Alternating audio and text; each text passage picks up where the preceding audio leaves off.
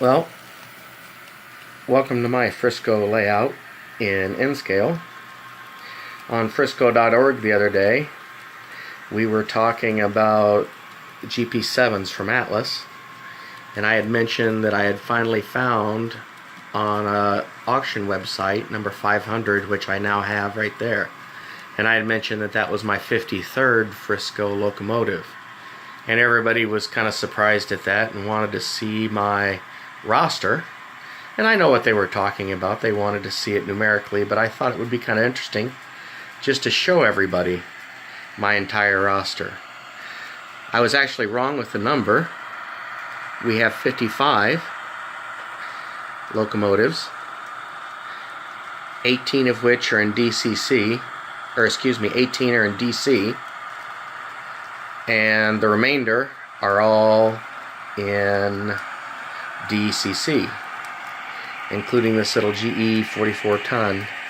Some are custom painted like this little guy, and some are pre-purchased and factory painted like the 636 and the 672 GP38s, which are in consist together.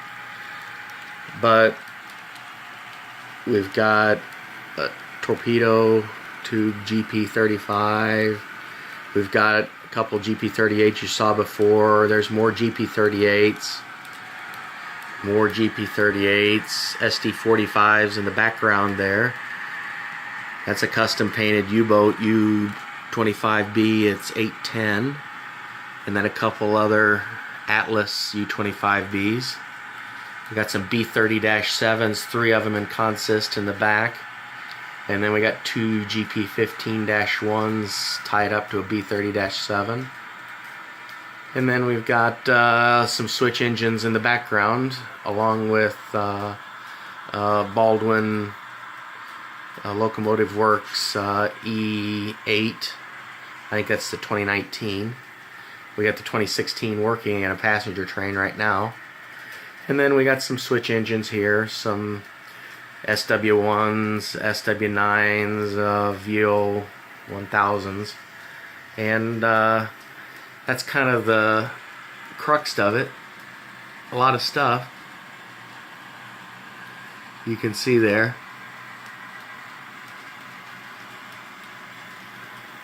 And I'm continually working on either locomotives or I'm working on all sorts of stuff, so mostly converting everything to DCC. Quite hard, but it's kind of fun and it's kind of time consuming. Everything in the center of the layout is DCC. It all runs. I checked it over the last day or so. And then everything on this rip track is DC. So we got a B30-7. That 866 is the only one that I have a duplicate number of. I do have another 866 over on the other side. I take that back. I have a couple 2020 and a couple 2016 Atlas E8s. But who doesn't have a whole ton of those? We got U25Bs, the older one. Got a B30-7. That's what we were talking about before. Or excuse me, it's not Atlas. I believe it's Lifelike. You guys can correct me, I'm sure. This is the Con-Cor Texas Special set. The locomotive right here is actually a dummy. So I guess technically you can't count it as 55. Maybe I have 54 if you want to count that as a car. That's fine. I have 2 Hallmark brass GP7s that are factory painted. Very nice stuff. 311. That's custom painted by myself, including the 649. I did that one a long time ago. I have to convert that. We've got an FA and an FB unit, and the RS2s, and once again a couple Lifelike E8s over there. And that's it for my layout. Oh, and I do have right over here a repair track where I have these guys, which are nightmares. They're Intermountain. I guess I called the E8s before Baldwin Motorworks, but they're not. They're Intermountain E8s with sound and DCC installed. The 5050 and the 5047 are in the repair shop for reasons I have no idea. They both sound perfectly. They both program perfectly when DCC.